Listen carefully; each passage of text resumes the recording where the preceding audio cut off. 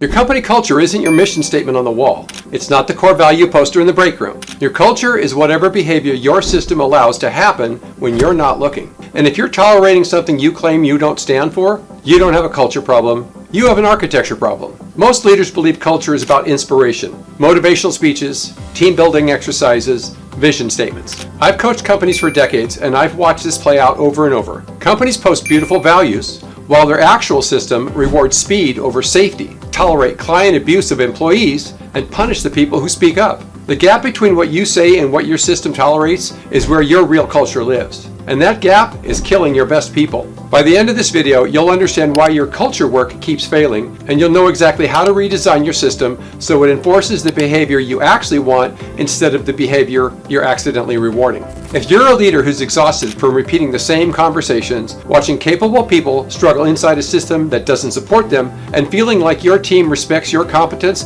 but doesn't trust the organization, this is for you. You're not failing at leadership. You're stuck inside a system that was never designed to hold what you're trying to build. I've spent decades watching the same pattern repeat. Founders who built their business on integrity and customer service suddenly found themselves managing teams where employees were mistreated by the clients, where just suck it up and do your job became the unofficial policy, and where the stated values on the website had nothing to do with the daily reality on the ground. The culture didn't fail because people stopped caring. It failed because the system was designed to tolerate things the leader would never personally accept. Point number one, culture is not what you believe, it's what your system reinforces. Your culture is not your intention, it's your system's output. You can have the best values in the world, but if your system rewards the opposite behavior, your values are just decoration. Larry Bossidy and Ram Charan wrote in the book Execution that the culture of a company is the behavior of its leadership. Leaders get the behavior they exhibit and tolerate. Notice that word tolerate, not just what you do, what you allow. I've seen companies claim customer service is their top priority while their own service manager tells the technician, at the end of the day, you just gotta suck it up and do your job after a client verbally abuses them on a phone call. The real culture wasn't, we care about our people. The real culture was, clients pay the bill, so we tolerate anything. That's not a people problem, that's a system design problem. The system had no mechanism to protect the employees. It had no process for addressing client behavior. It had no compass for pointing anywhere except profit. Here's the deal. If you want a culture where people feel safe, supported, and accountable, you can't just talk about it. You have to build a system that makes those behaviors the default and makes violation costly. Culture is architecture. It's not motivation. Point number two, the gap between stated values and tolerated behavior is where your culture actually lives. The gap between what you say and what you allow is your real culture. You say, we respect our people, but when a client screams at your technician and nobody says a word to the client, that's your culture, not the poster on the wall. Jim Collins wrote in Good to Great that good is the enemy of great.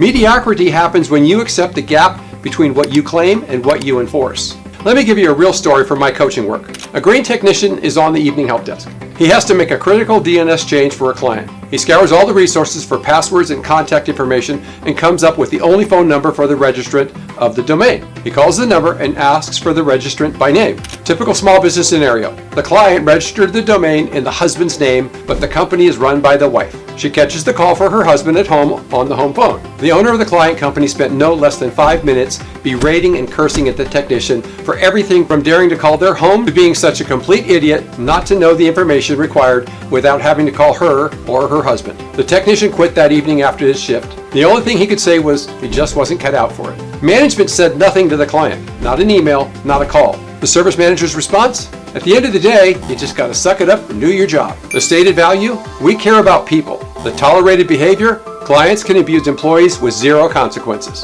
The real culture? We value revenue over respect. Just like a spouse, child, friend, or pet. If you don't care for and protect them, they will not stay with you. If you're losing good people, it's not because they're soft. It's because your system is telling them they don't matter.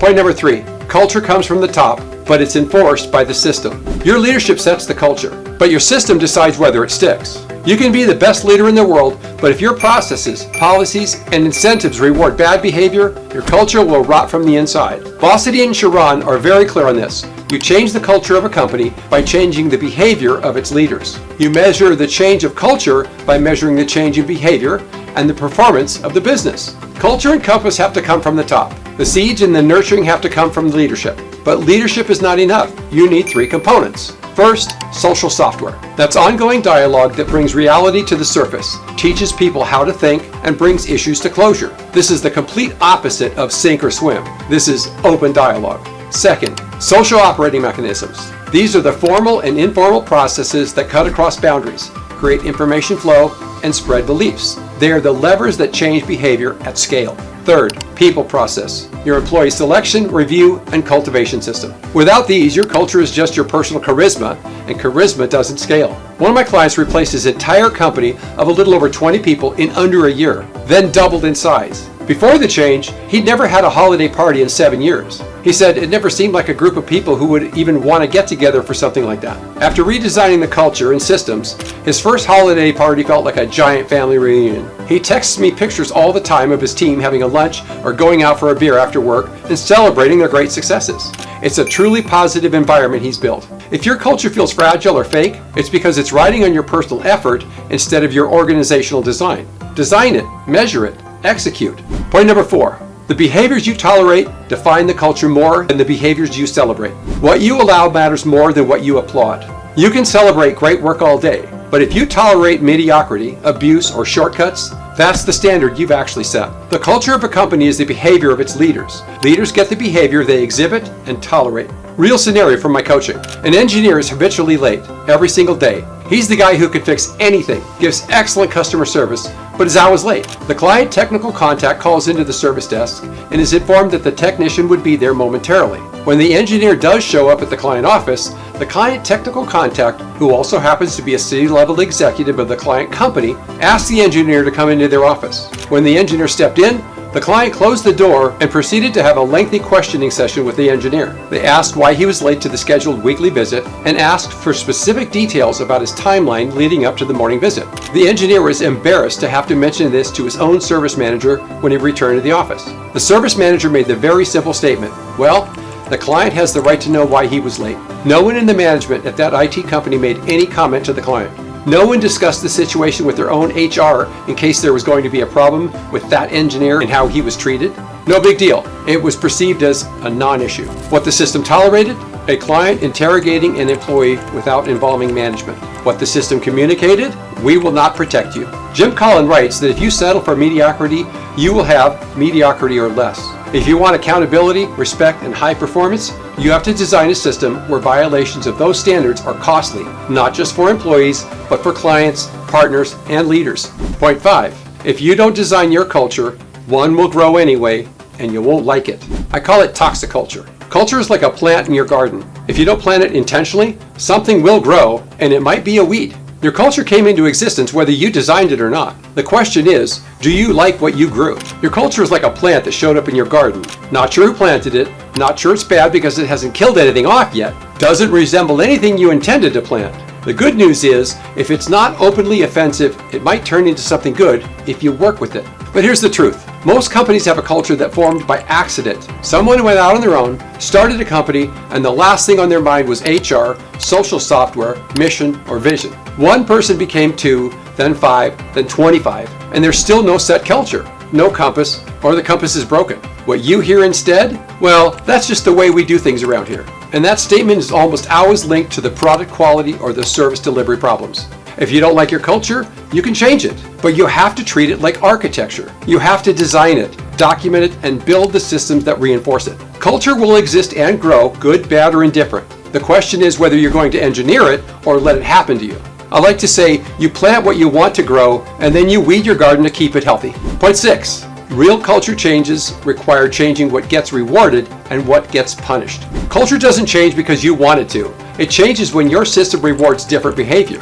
You can talk about values all day, but until you change what gets rewarded and what gets punished, nothing will change. Daniel Pink writes in his book, Drive, that people are motivated by autonomy, mastery, and purpose, not carrot and stick incentives. But if your system punishes people for doing the right thing, they'll stop doing it. People generally don't think themselves into a new way of acting. More often, they act their way into a new way of thinking. You can't inspire your way to a new culture. You have to build a system where the new behavior is the easiest, most rewarded path. If you want open dialogue and accountability, but your system punishes people who speak up by ignoring them, dismissing their concerns, or making them feel like troublemakers, you will never get open dialogue.